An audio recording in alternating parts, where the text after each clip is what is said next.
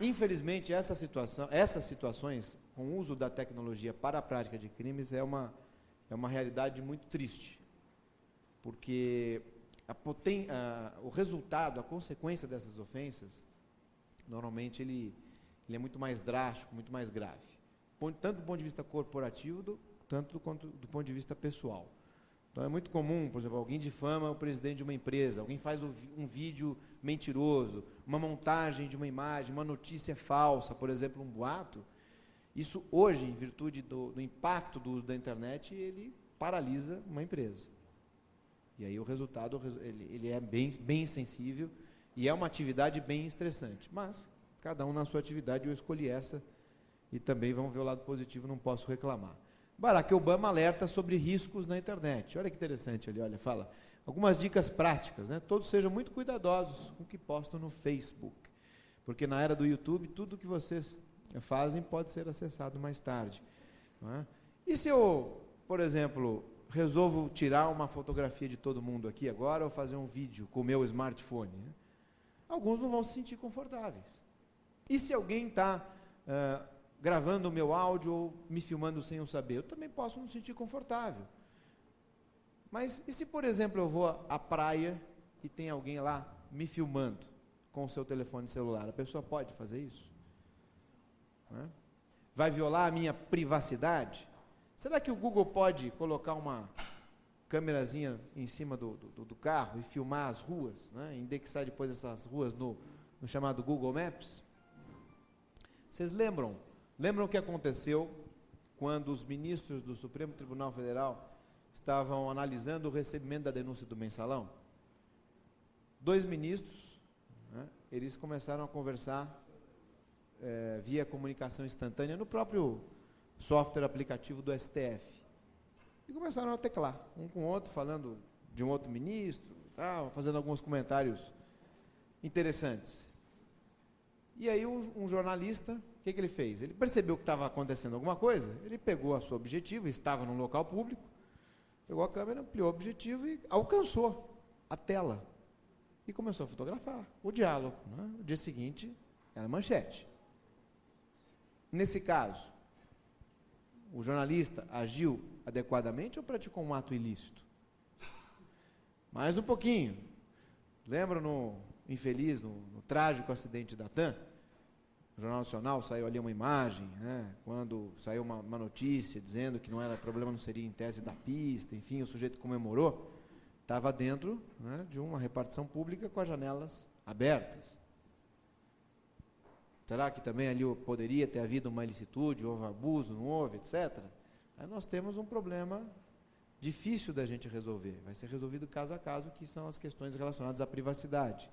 Por exemplo, monitoramento de e-mails, em que os tribunais já pacificaram o entendimento, admitindo, e até alguns não só autorizando, mas dizendo que é uma obrigação da companhia, da empresa, do órgão, fazer esse controle dos e-mails corporativos, funcionais, etc.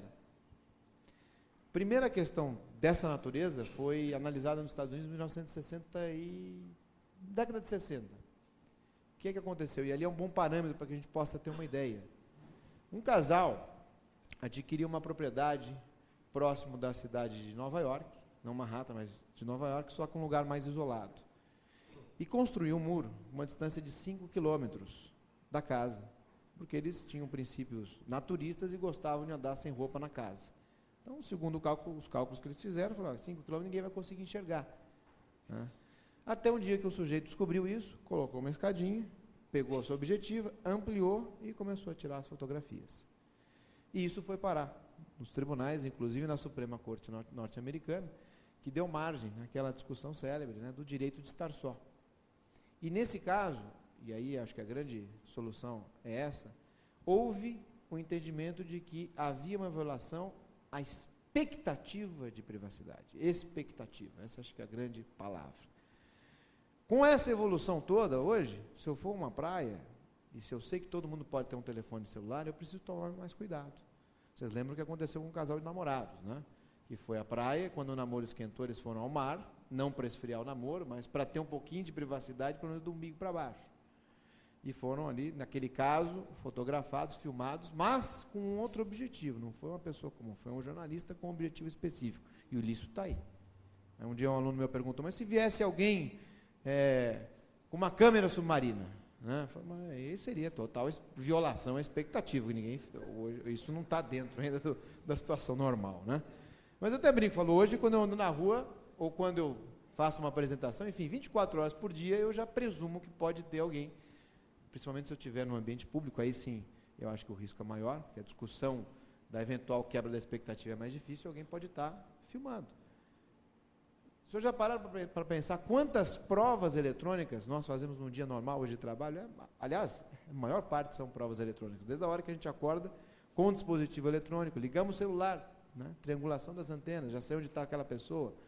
As tags inteligentes nos carros, passamos no pedágio, tem lá um registro, as câmeras de segurança, quantas são? Os acessos aos sistemas, né? E daí por diante. Quanta coisa a gente não tem hoje. Quem aqui tem um e-mail gratuito?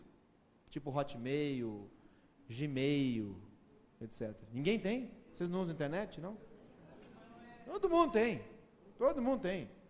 Por quê? Porque é de graça, pô. E é bom. De graça é bom, tem vários recursos, é muito bom. Agora, ele é filantrópico? Não, de graça, mas ele não é filantrópico. Alguma coisa eu tenho que fazer para ganhar o dinheiro. E o que eu vou fazer? Eu vou trabalhar em cima de dados, que normalmente não identificam o usuário, mas podem eventualmente identificar. E aí nós vamos ter uma outra discussão. De um lado eu abro mão, olha, eu não quero contratar um provedor pago, mas eu também vou dar alguns dados, né? E aí é uma outra discussão, mas pensem nisso. Computação em nuvem está vindo aí com força total. Vamos avançar um pouquinho. Homem tem casa roubada após informar no Twitter que estava de férias. Lado ruim, né? Lado ruim. Cuidado, né? Olha que interessante aqui, uma decisão judicial, Tribunal de Justiça do Rio Grande do Sul, condenando a Google, né, em função do Orkut. Né? O Orkut foi informado que havia ali uma imagem, né, um conteúdo ofensivo à honra, e após essa informação, o conteúdo não foi retirado do ar. Aliás, esse é um princípio que está também pacífico aqui no Brasil. O provedor de conteúdo, ele responde a partir da comunicação, se a partir daí não toma nenhuma providência, ele vira corresponsável. Isso aqui é um dos julgados. Né? Você usa voz sobre IP? Brincamos aqui do Skype, né? Então, recentemente, aqui tem 2 semanas, né? Um cavalinho de Troia, um Trojan, que a gente chama, né? Trojan Horse, né? Esse Trojan aqui, ó, Persky Spy, é capaz de gravar em MP3 conversas feitas pelo Skype.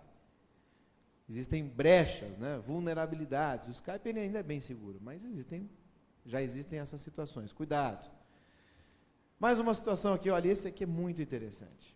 Esse aqui, Tribunal de Justiça do Rio Grande do Sul, que é um tribunal que todos conhecem aqui, que ele é um tribunal muito favorável aos consumidores, né? Ele protege bastante os consumidores. Não digo que está errado, não, mas é o perfil. E aqui, vejam só, aqui o sujeito recebeu uma fatura, dizendo que ele tinha feito várias ligações para as Ilhas Salomão. Ele falou, não liguei para as Ilhas Salomão, vou processar a operadora. Ele processou a operadora já prevendo que a inversão do ônus da prova, fez a sua prova.